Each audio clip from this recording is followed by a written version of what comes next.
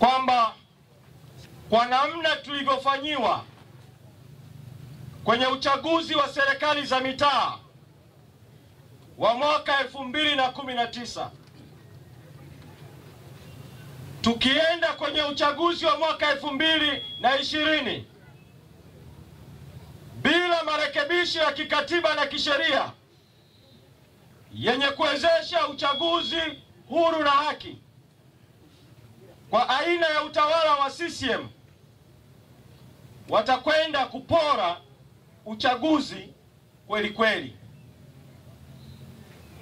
Na niliwaambia yale kwa sababu mwaka 2015 ulikuwa ni mwaka ambao CCM kimsingi iliondoka madarakani mwaka 2015, lakini wakafanya uwizi wa kura. Wakati ule mgombea wa urais wa Chadema, kwa kura walizozitangaza wao, walisema alipata 39% ya kura, takriban 40%, lakini kwa taarifa za ndani ya serikali yenyewe inaonyesha mgombea urais wa Chadema wakati ule alipata zaidi ya 50%. Kwa hiyo baada ya CCM kuona wamekushafikia kwenye kona ya kuondoka madarakani,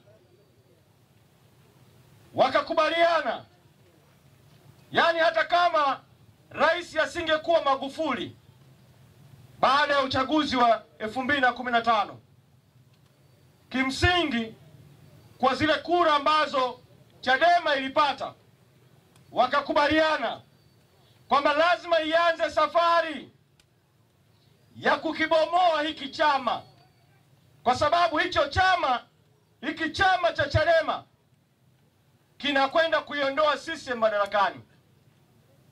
Kwa hiyo ndio wakaanza kwanza, zuia bunge lisirushwe live, funga mikutano ya hadhara. Lakini pamoja na matendo hayo, Chadema ikaendelea kufanya siasa kwa njia mbalimbali, ndani ya bunge, nje ya bunge, mtaani, chini kwa chini, mpaka ikafika uchaguzi wa 2019. Tumekaa kwenye kikao,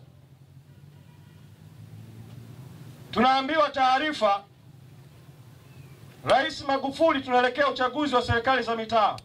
Alikuwa rais wakati huo, anawaambia watu wake, inawezekanaje hiki chama tulichokibomoa kwa muda wote huo kimeweza kuwa na wagombea wa serikali za mitaa, vijiji na vitongoji, kwenye vijiji karibu vyote.